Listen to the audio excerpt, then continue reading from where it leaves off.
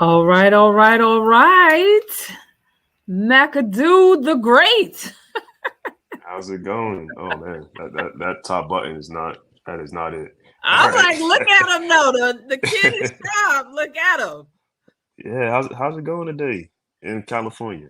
Oh my gosh. Look, I think the sun is trying to be out, but you can look, you can never tell. Sometimes you're too close to the coast, Hmm. it's really the left coast for a reason. Cause that what do you call that? The water layer, the ocean layer, it does come in from time to time, but The weather July. can't be as up and down as Ohio though. I'm telling you, we get like 5 seasons in one day, 4 seasons in one day. That's what I keep hearing. I don't Yeah, know if the Great Lakes are that great if you get 4 seasons in a day. right. I Oh don't man, know. I don't know. But it's election season. it is. It is election season. I don't,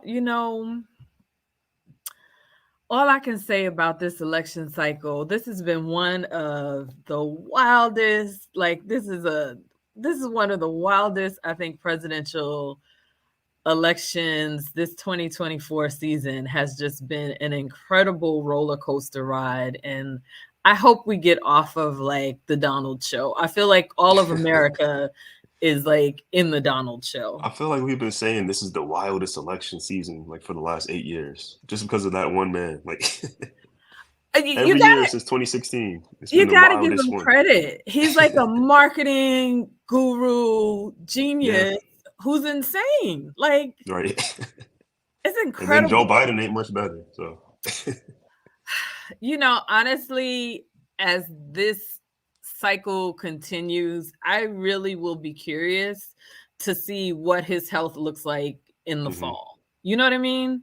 yeah. And I saw that video of him reading off the teleprompter, and then he actually reads pause. I was like, oh, okay. There's something not quite there with it. Yeah. Like reading off the teleprompter, he's often like helped physically Hmm. Yeah, to and from, where he's going, and I don't know. I mean, time will tell. But right. this is the Black Civics Collective with your girl Friday and McAdoo the Great. Yeah, we're going to tell you guys what our mission is. As you well know, we are here to promote civics and get everyone civically engaged. Civics is defined as the study of the science of the privileges and the obligations of citizens.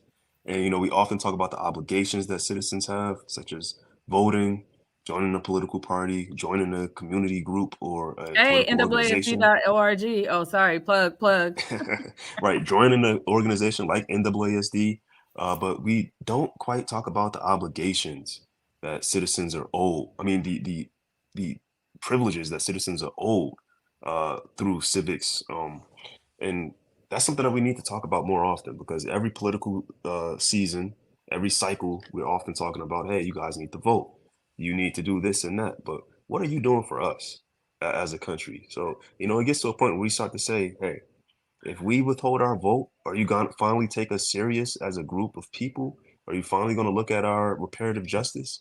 Maybe these are certain things that we need to look at. And that's another way to get civically engaged is It protesting. is. It is. Janet Jackson, what have you done for me lately? I think there are a few Right. more artists that have songs, in that vein. Or yeah, we need to be asking that question. Like literally, what have you done for me lately? There are oftentimes, we see the release of budgets, right? These Right. municipalities, these states, even our own federal government, all of the information about budgeting is very open to the public. This is a time, honestly, where people should be getting together, like families and friends, church communities, the Devine Nine. People should be getting together in groups and talking about how they are going to wield the political power. One of the things I know we have been pondering was the idea of some sort of divestment or boycott in the first 100 days, Hmm. regardless of who wins, to sort of ring the alarm that we as a people are no longer playing, and we need to flesh that out a little bit. But I have heard that idea, come up in different circles, and so you're hitting it right on the head, Mahmood. All right. So, is it time to talk about our guest yet? Is it time to talk? Well, let's do a couple of things before we do that. Before we move there, let's talk about, of course, you guys know we are doing our Black Experience Survey, NAASD.org Black Experience Survey. The survey is on SurveyMonkey, and you can get there by going to www.surveymonkey.com/r/NAASD 2023. This is a comprehensive study. We are trying to get 2,000 respondents to help us prioritize what legislative actions and demands we want to make across the United States come 2025. This is really a pivotal election, like we said, one we haven't seen before, but you can use your telephone, scan the QR code, take a snippet of the actual image that you're seeing on your screen, share it, with friends and family. Take, if this is summertime. So if you having, summer barbecue, summer get-togethers, summer whatever, this is a perfect time with friends and family to share the QR code so that we can get as many responses as possible. As many of you know, HR 40 has been, I hate saying this out loud because it sounds like I've been out of high school a long time, but I've been out of high school a long time. HR 40 has literally been around since my senior year in college. And if it does not move, we need a plan B, with or without a commission. And we need to make this demand of our federal government and our federal legislature. We need to, give them definitions of peoplehood. We need to talk about our identity in this country and how we've been relegated to race. Yep. And this survey will help us, do that in a very informed way. I think we also, don't we have the California, there's a servitude, Mahmood, help me out. There's a servitude initiative in California where we're trying to end servitude. And so I'm going to... It's a CJEX initiative, isn't it? Well, it's CJEC, but it's in partnership with the California LSPC.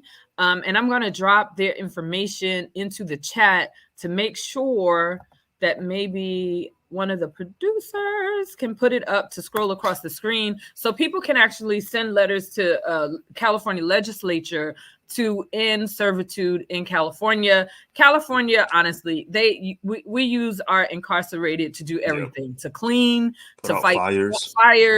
We have a fire season. I didn't know that was a thing, but there is legit a fire season in the state of California. And very often it is, our incarcerated folks who are basically being paid pennies on the dollar. They do get shortened time, but basically they are working for free for the state of California. And we need to end that idea that servitude comes along with incarceration, particularly since when you get out of jail, the state of California does tack on a bill. They give you a bill of restitution that you have to pay after you've paid your time. So, I mean, talk about being prosecuted 1, 2, 3, 4 times, like in California's penal system, it really, really is serious. And so before we move on, can you tell people how to find us on social media, Mahmood?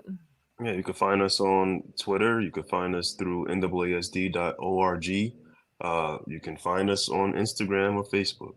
There's many different ways that you can find the organization. You can also look at the ticker down at the bottom for SurveyMonkey. That leads you directly to our survey that we've been promoting throughout the episode as well. All right.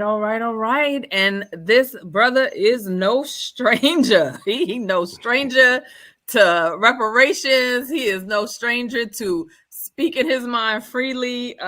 We need to go ahead on. I'm going to let you introduce Mr. Devine Prince to the audience. Devine Prince is a community advocate and an activist and an American Freedmen reparationist. He hails from a family of multi-generational New Yorkers by way of Georgia and North Carolina. He is committed to restorative, reparative, and remedial justice for his ancestors and all other persons who were formerly enslaved in the United States. He is the current president of the U.S. Freedmen Project. Welcome, Devine. Oh, man. Thank you. I appreciate that. I was like, who are they describing with all that? You know who it is. Welcome to the Black Civics Collective. How you doing? Yes. Feels like home up in here. I like the way this feels. Good. I'm glad. You no stranger here. You are welcome anytime, as they say. Anytime. I appreciate that. So, I just wanted to say real quick before we even get started. I was listening to the live that you guys just did with the brother from Asheville, and man, it's amazing how much as things change, they stay the same. And just as he was detailing his experience, for all those that listened in or those that are gonna watch on the playback, when you hear what he's going through and then hear what we've gone through, you're gonna see that it's essentially the same fight in different jurisdictions, and it's man, it just is what it is. I'm not sure what that it means or what what the future holds with that. But one thing I will say is, even though they say in New York, if you can make it here, you can make it anywhere. What I was also becoming more evident is that once we crack the code one place, we'll crack it everywhere, because it's the same playbook in each municipality, locality, and city and state, and probably will be the same on the federal level. So that sets up my first question perfectly, because I wanted to ask you about what it was like growing up in Brooklyn. Oh, so the songwriter said, I'm a Brooklyn boy. I'm gonna take some getting used to.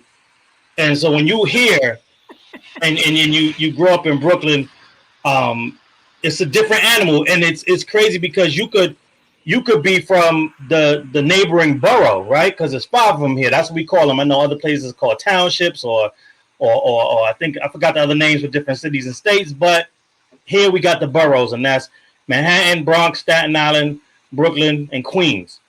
And so each one, even though it still makes up the collective of New York City, are extremely different. And you can almost tell who's from where by how they engage you, how they speak, what they wear, things of that nature. So Brooklyn has its own special personality. I love it. Obviously, I'm biased, so I think it's the best one out of all 5 boroughs. As am I. It's the best borough. It's the best borough in all of New York. There it is. And so growing up, it was a hodgepodge of different experiences. You have just you have the areas of Brooklyn that are separated on racial lines. You have the areas of Brooklyn that are separated by ethnic lines. And so you learn where your borders are very, very quickly as a youth, growing up, as you're out there exploring, as you're out there dating, as you're out there just making friends and going to different areas. You find out where you quote unquote belong and where you don't. And that was just the reality of it growing up, in the 90s, going to the early 2000s, things of that nature. And me personally, I'm a product of the specialized schools in Brooklyn. And so I was one of the smart dudes. And so the good thing about Brooklyn, and I can't speak for what the other boroughs, I'm not sure how it is, but in Brooklyn, what I always say is that I'm not a street dude, but I'm street dude adjacent. And what that means is that you have people in your community that they were living that life, but because I was the smart dude, despite popular belief, you have those dudes that'll look at you. And again, when I'm talking about where you belong, where you don't belong, as far as neighborhoods, that also pertain to your neighborhood as well. Where the people that was into the street business will tell you, yo, Devine, what you doing over here? You don't belong over here. This ain't your life. This ain't for you. And they will run you off the block out of love. Like, go back into them books. We need you to go do that. We need you to be over there. This ain't where you belong. And so even when you try to stray, you have people that might not have been doing the right thing in a lot of people's eyes, still stand up for the right thing to make sure that they were doing the best interest for the people in the community that they knew were trying to do some good things. And so I benefited from that outside of the influences of my family that was steering me on the right way. I was going to say, the crazy thing about you saying that is I remember people knowing me as a kid that knew my mom or knew my grandma. And same thing, if you cross the street too far, they'd be like, aren't you so-and-so's daughter? You don't belong over here, and you need to go, and I'm going to watch you walk back to, like, that's real. Yes. That's community. That's real. Yeah, right, exactly. Community. That's the word. So you're grassroots community activists, right? You're down on the streets, feet on the ground, boots on the ground, as they say. I know one thing. It was a calling to be a reparationist. And so I got to ask you, like, how were you called into this work? So that kind of is a great question that kind of piggybacks off of what we just talked about with the community and just different neighborhoods and things of that nature. So being a product of the specialized junior high schools, elementary schools, and high schools, what I found, what I did not understand now, which is coming to bear in the current movement alongside reparations, is that, you know, especially here in New York, especially during that time, we were socialized to believe and to treat anybody with melanin as if we were the same. Like we were just all black back then, right? What I call blanket blackness. And so we were just all the same. And that's how we were socialized. But being involved in the specialized schools, what I found out is that I was, and I hate to use the term, I know the brother used it earlier and said there's a poison pill in some of our legislation, but I was a minority within the minority in the specialized schools. And I just didn't know it to a certain degree. And so growing up, it was three of us in when I got to high school, and I went to Brooklyn Technical High School. And so when we got around other quote unquote black people and we heard the accents and we smelled and tasted the foods, we knew something was different, but we just couldn't put our fingers on it, to the point where we created our own little group and we called ourselves Team R&B, where R&B stood for regular black. And so we knew that there was a difference between us and them once we started interacting and kind of melding our lives and our social lives together, but we just couldn't put a finger on it. And so I'm saying that because that was the foundation that I had that I didn't know would be a foundation until the work called me. And so I knew there was something going on. I knew there were different outcomes. I would get the backhanded compliments like, oh yeah, you're so articulate, or you're not like them over there. And I'm talking about these are coming from other melanated individuals who I would find out later on were Afro-Caribbeans and or continental Africans. And so I was the exceptional Negro to them too, like we are in when we get into white circles. And so before I got into reparations work, I just knew based on how I was raised that I was going to be a black capitalist. And so doing black capitalism in different ways, in different spaces, you get mentors, right?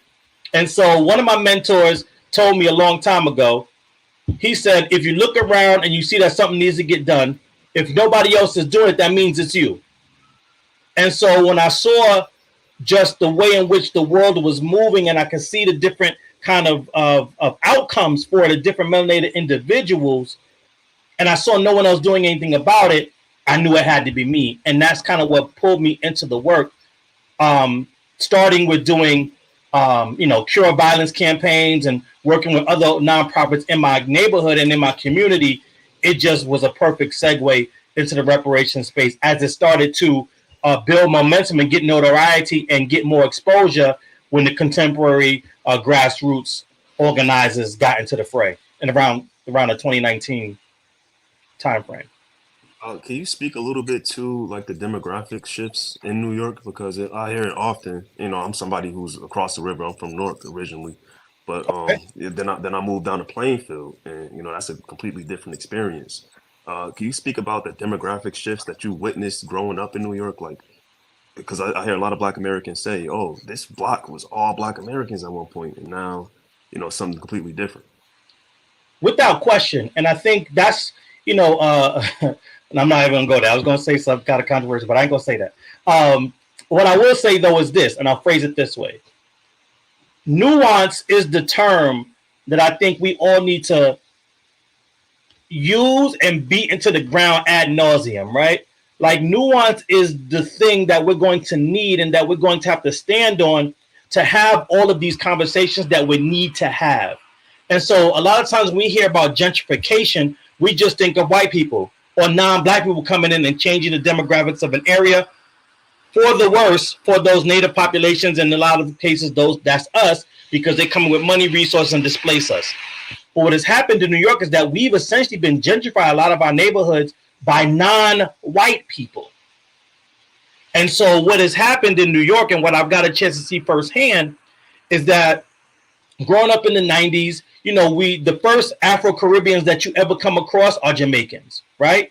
And so to the point where as I started meeting other Afro-Caribbeans, I just assumed all of them were Jamaican because I didn't know a lot of the other islands. And again, we were socialized to believe it doesn't matter where you're from, you got melanin, you black. So we didn't look to separate us based on those type of delineating terms or ethnicities or groups. And so I'm saying that because in the beginning, they would just kind of, for better for worse, assimilate into our communities and be us. But over time, the demographic changes that we've seen is that once they got enough numbers to become their own communities and branch off into their own areas, they then built their own ethnic enclaves where they hired themselves, where they network with themselves, where they create job hiring collectives, where they get into one place and then just hire other Jamaicans or other Haitians or other Filipinos. And so what we've seen is that through that, being on the back of what we kind of fought for and the things that we wanted to have in our communities, they use that to set up their own communities where they are still separate from us to this day. Yeah, I remember those transitions and kind of seeing it, and it's almost in a way like it kind of happened overnight. I mean, it really did. It was like junior high school was one thing, and then high school was a whole different, like it was a whole different world. It really was, because that was during the 80s. That was like after the laws had changed, and you could definitely notice like just the demographic shift, as Mahmood called it. What do you think the average New Yorker thinks about reparations? You're in a state now that has a commission, but what do you think the average New Yorker, you guys have been out there, we've seen you, at different parades, holding the Freedmen flag, educating the community, but when you're out there, like, what is people's response? How do they understand reparations? Great question. And I'm going to get to that question. I just want to piggyback on something I just said earlier to finish that statement off. Though the demographics have changed and we've seen articles talking about the Black American exodus from New York City and New York State, I want to be very clear that those of us that have had ancestors that was enslaved and emancipated in the United States of America, living in New York City, who we have called that class of people American freedmen, we are still the majority out of the Black community in New York City. So I just want to make sure we made that clear, so that even though the demographics have changed and it has affected our quality of life, living in our political capital, as well as our political standing, we are still the majority. And so I think that is a perfect segue to the next question, because when we get out amongst the people, right, because that's where the power is, that's where it's always going to be, based on how the system is set up. And so when we're out there amongst our people, and we're spreading this good news of reparations for those that were formerly enslaved and emancipated and their progeny in the United States of America, what we find is that they are all in. But what's also surprising is that a lot of them don't even understand the conversation that we're having when we're needing to delineate, because in their mind, and for so long, Black was just Black. And ultimately, they understood that Black always just meant us, because we were the only ones that were beating that drum. We were the only ones that always stood on quote unquote Blackness in all of our movements. That goes back from emancipation to present day. And so when they say, oh, reparations for Black people, they just assume that it's for us. It's not until we tell them that there are powers at play that are trying to make this a race-based thing, where it doesn't matter when you got into the country or when you got into New York City, you will be eligible for reparations based on melanin. That's a foreign conversation and foreign concept to them, to the point where they don't believe us until we show them the receipts on what's going on around the nation, what they're trying to do here in New York based on the language in the bill. And that's when people get activated to say, oh, no, we can't allow them to take this from us, even if they're doing it under the guise of racial justice. Mahmood, go ahead. I'm going to come back. I have a question, too. Okay. Can you speak a little bit to the foundation of the U.S. Freedmen Project? What went into that? Who was alongside you when that happened? Oh, yeah, absolutely. So again, looking at what was going on and joining forces with the group of individuals it was already a group of activists on the ground. So again, Like I told you, my mentor told me that. So I've always had that proactive approach, but I have never been one that always wanted to be in the front or always wanted to be in the limelight. I'm cool. And so when I found out about this and found out there was a group of activists on the ground already here in New York, putting in work, advocating for reparations and advocating for specific policies for Black Americans, I just was all in. And so I knew I felt great about that because I didn't have to start anything, right? I was willing to start if I had to, but I didn't need to. And I got involved and I got a chance to meet, a great group of people. And when I got around them, I was like, well, listen, I don't know, how long you guys have been organizing. I'm not sure where you guys are at in the process, but if you would just allow me to come and show my worth, because we understand that in these movements, a lot of them have been co-opted. A lot of people come in saying they're down for the cause and they're not. So I wanted to do everything I could because I was a stranger to all of them. Some of them knew each other previously or had built up rapport. So I was the newbie. So I was like, listen, let me show my worth. If I got to come here and just sweep the floor after the meetings, let me do that. If y'all need me to go on runs to get water or get snacks, let me do that. If you need me to man the table with the sign-in sheet, whatever you need me to do, please allow me to show. I'm not asking for anything I haven't earned up front. And, the group of brothers and sisters that was doing this, they were just so gracious and so excited to have somebody that they felt was down for the cause.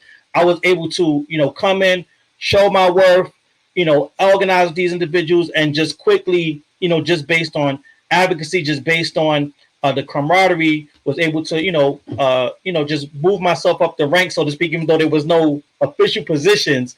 But just being dedicated to the cause, being dedicated to studying and being an avid learner, I was able to show myself to be somebody that was going to be one that would be able to lead from the front if necessary.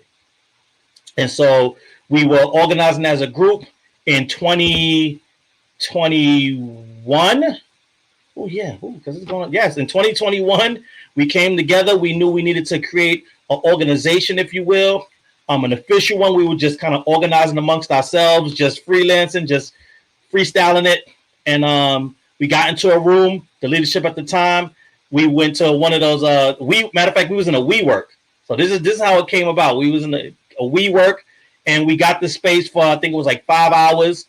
And we was like, we're not leaving this space until we come up with a concept, a mission statement, and a name. And we got in that lab and we was just throwing stuff at the wall. We were, at the time we had, saw other movements, other hashtags that we mentioned doing certain things. And we were like, okay, what worked? What didn't work? What are they doing that we like? What are they doing that we don't like? We want to make sure that we are coming together to do something unique for New York, and to put something that's going to put the people first and also have accountability and also be something that is ground up, not top down. And so we put this thing together, and it's funny because we came out of there and ultimately we came up with the U.S. Freedmen Project. At first we were talking about maybe reparations project, things that nature, different names. And we came out with the U.S. Freedmen Project. And it's interesting because people ask, well, how come you guys didn't name it American Freedmen Project? Because of that class of people.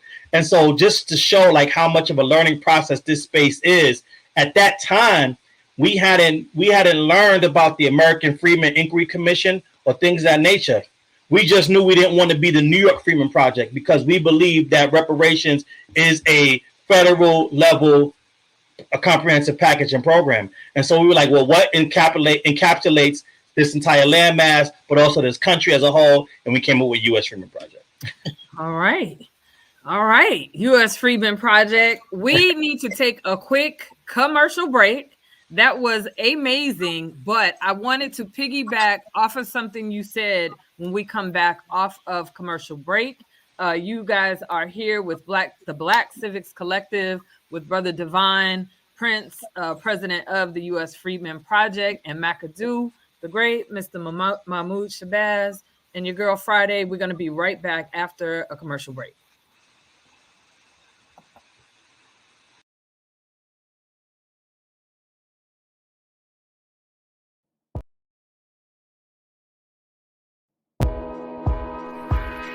Welcome. We are the National Assembly of American Slavery Defenders. Our mission is to advance the national movement for reparations. The United States Office of Management and Budget set 5 minimum standards for collecting racial data. The Black race is defined as a person having origin in any of the Black racial categories of Africa. NAASD has recommended that the OMB disaggregate data to accomplish 3 goals: decouple race from ethnicity, create an ethnic term that exclusively identifies descendants of persons enslaved in the United States, and create an ethnic term that preserves the American freedmen political status. The ethnogenesis of the African American identity is a result of ethnocide. The identity is from a people with shared history. Race identity plus ethnic identity equals peoplehood.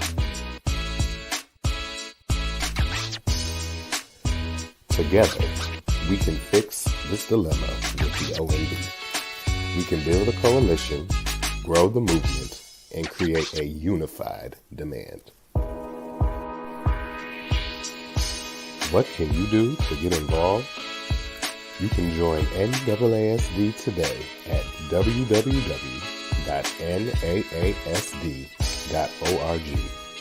You can email the OMB using our toolkit, or you can donate to NAASD so that we can continue this work.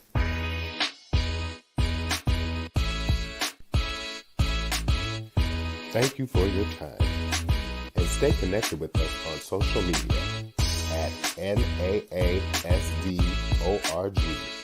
We are on Twitter, YouTube, Instagram, TikTok, Facebook, and LinkedIn. You can also sign up for our newsletter at www.naasd.org.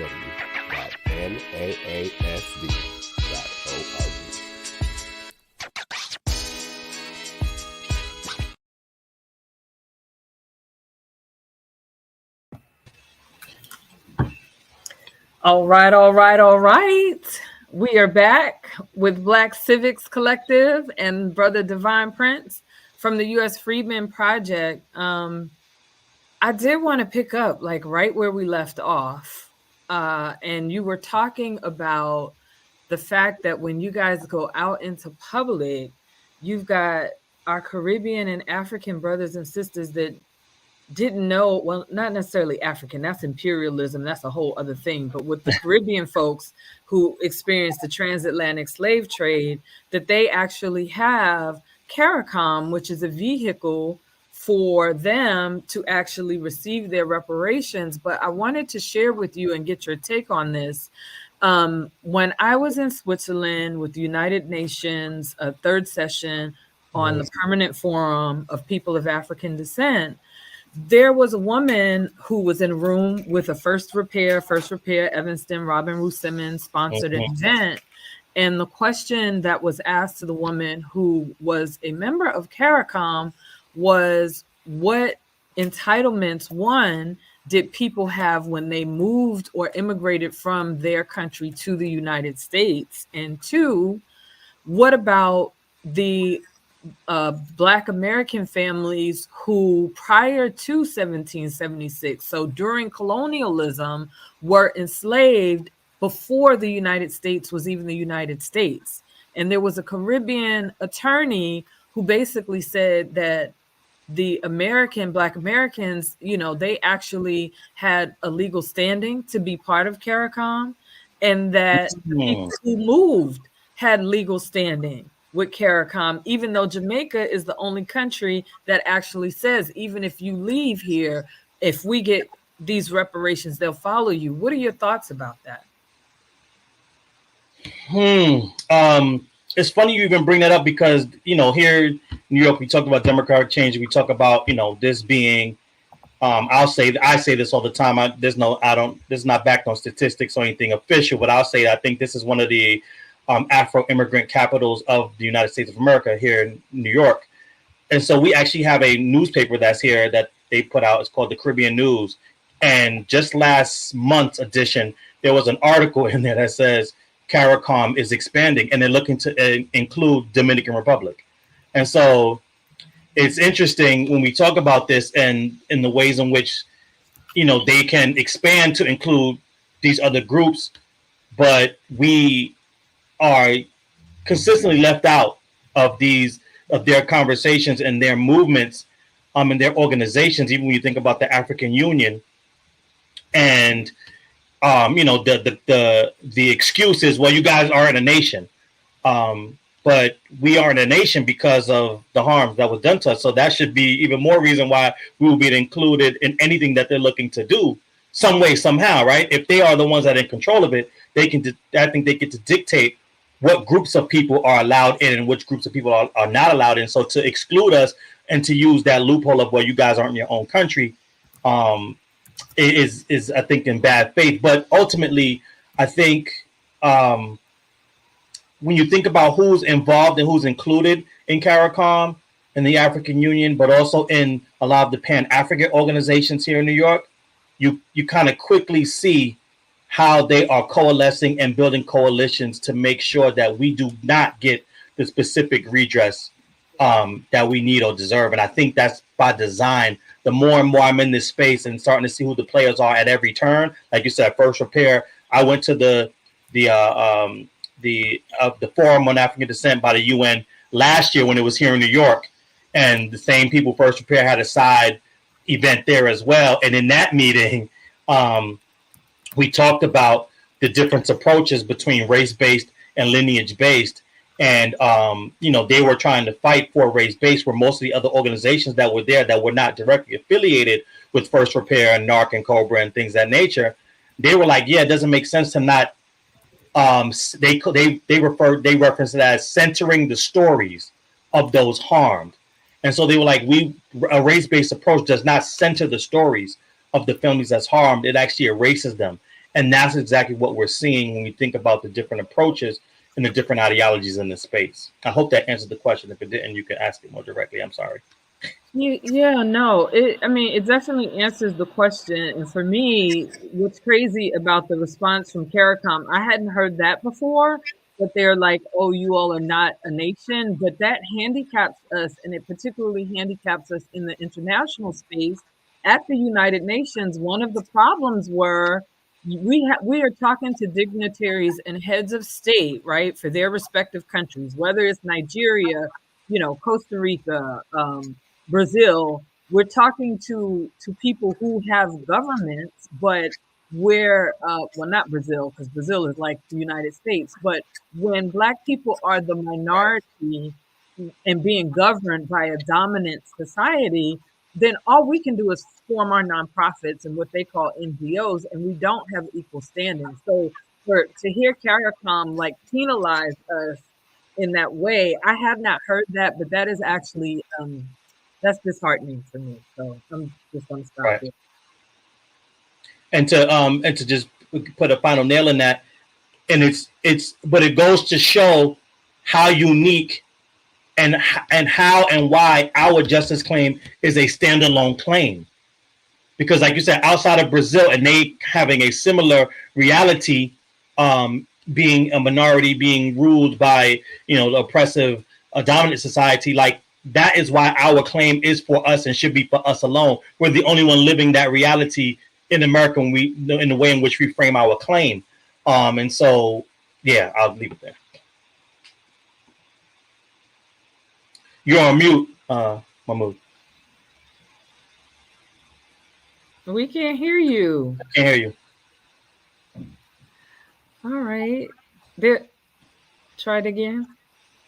We're having technical issues with Mahmood. I'm sorry, Mahmood. Let's try and see if we can work that out. But I want to transition into the New York State reparations because this hour is going really fast. These hours really go super, super fast. And when they move, we never get it all in. But I want to talk a little bit about your journey. Obviously, I've been on small bits and parts of the journey with you guys up in Albany. Having conversations with Assembly Member Nikki Lucas, but you all really have just done some super, super powerful work. Can you talk a little bit about the original bill, some of what, transpired to get to what the bill is that Governor Hochul actually approved, and what that journey has been like for you guys as U.S. Freedmen Project. Absolutely. So I'm gonna try to be brief. I also, just for a fuller context-filled account, we just did a town hall. I think the last Thursday of last month, where we detailed this. So we are just finishing editing that. So we're gonna hopefully look to put that up. So anybody that wants to hear that full account or more detailed look with like the actual meetings we were in and things of that nature, we did put that up. So we'll have that available. But yeah, and I just want to make sure I shout you out for the work and commitment that you showed to New York. Your Brooklyn ties really, really came through. And the love, spreading love the Brooklyn way. You was with us in Albany. We are the only I want to make sure I say this correctly. Yes, we are the only grassroots let me not say that. I'm saying it wrong again. We are the only organization, grassroots or otherwise, that has ever held a reparations workshop for the Black, Puerto Rican, Hispanic, and Asian caucus in Albany. Only. And so for that to be the case, for us to be the premier organization, you were there as well, representing NASD and giving us a high-level blimp shot of what's going on in California at the time. We are essentially, and I say this humbly, we are the expert in this field when we talk about lineage-based reparations and how to get remedial justice for our ancestors and for all those that were enslaved and emancipated in the United States of America. Full stop. Even this year, there was no organization that did a workshop on reparations. In fact, it was just the politicians that were tied to the bill that Governor Hochul would eventually call on to sign. They held reparations meetings, and even those weren't educational in nature or talking about reparations. It was essentially lobbying support for the bill itself. And so we're the only ones that ever taught on reparations to figure out how to get it right. And it wasn't just us. We were backed by the group of nationwide, of our nationwide coalition, folks like you in California, everybody else in California and other states that have task force or are doing this work. And we helped take that information into the New York State legislative body. We had Chairperson Camilla Moore from the California Task Force. We had Dr. Jovan Scott Lewis, another task force member from the California Task Force. We had you from the Los Angeles Task Force. We had Dr. Shirley Weber, author of AB 3121. And so when we say New York is getting reparations wrong, and we can flesh that out, it is not for lack of knowledge or because they did not know.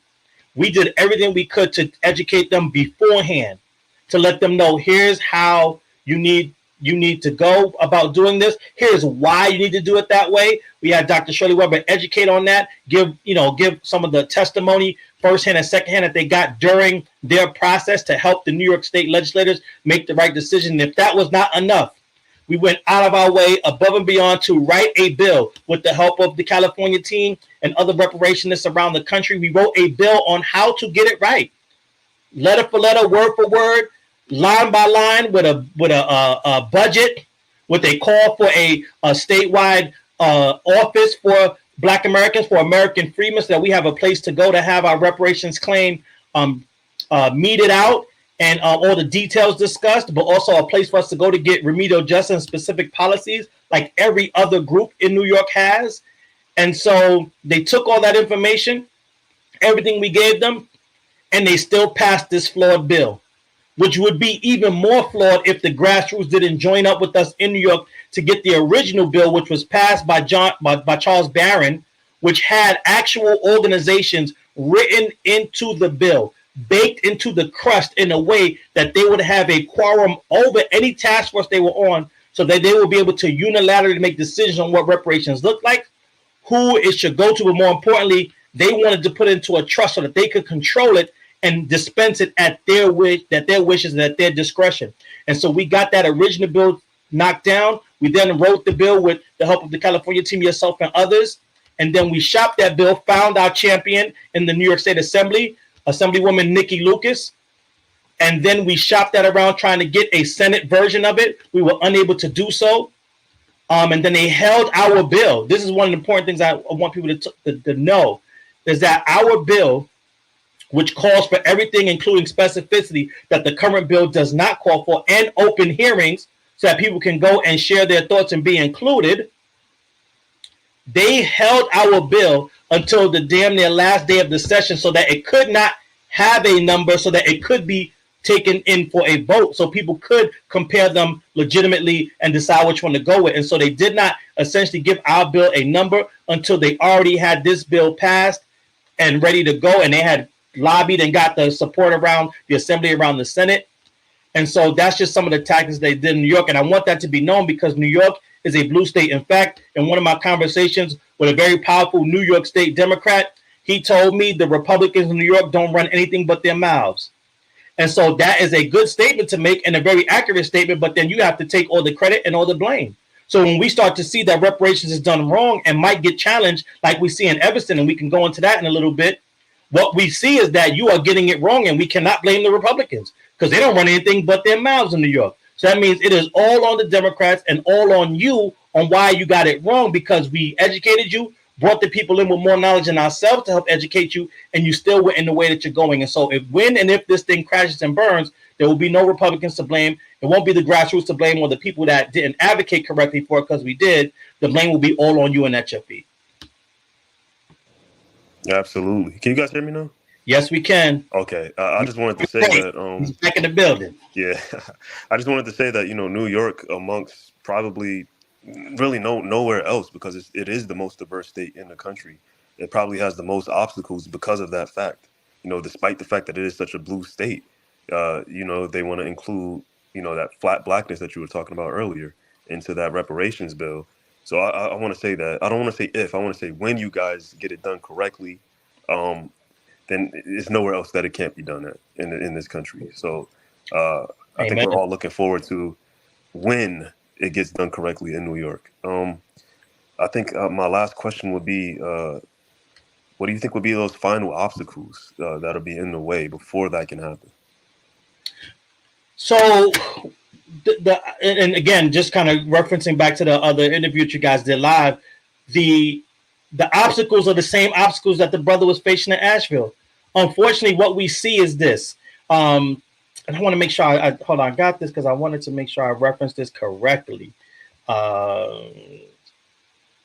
Right. So what we find, so this past session, the governor vetoed it the last session, right? The session before last. This last session, there is a bill by the number of S1051A. That's in the Senate version, and the Assembly version is A3301.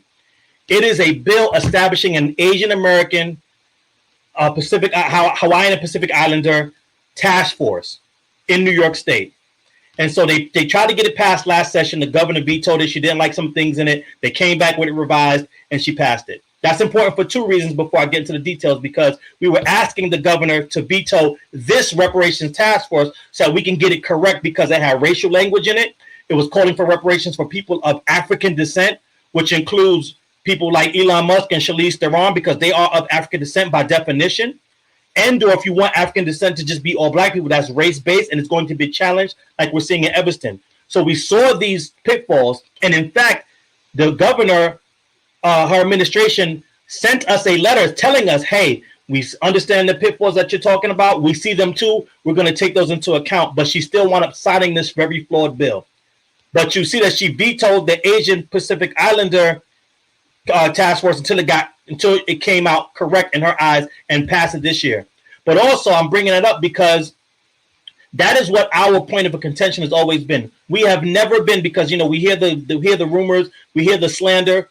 The U.S. Freedmen Project or any other grassroots organization in this reparation space has never said or never been about the business of denying our Afro-immigrant brothers and sisters any type of redress or justice that they feel they are due. What we are saying is that you are asking and you are fighting for racial discrimination. That is not what we are talking about. Racial justice and reparations are not the same thing. Reparations is not for racial discrimination. Reparations is the debt owed to those families that was enslaved, emancipated, promised reparations through Special Field Order 15, then having it be reneged on by Andrew Johnson after what I believe was a violent coup when they killed President Lincoln. And then from that point up until present day, all the badges, incidents, and vestiges of slavery that American freemen have had to go through. The racial discrimination that a lot of our Afro-immigrant brothers and sisters experience is a byproduct of those badges, incidents, and vestiges of slavery. Now, that's not saying that they don't deserve redress for those things. But what we're saying is that they are not the same thing, and they should not be pushed together. Because when you try to meld together two things that are similar but not the same, somebody is going to get the short end of the stick. We don't want that to be us, because ours is the longest outstanding, unpaid, undue justice claim ever in the history of justice claims. And we don't want their racial discrimination to go unnoticed, because it is a real thing for them.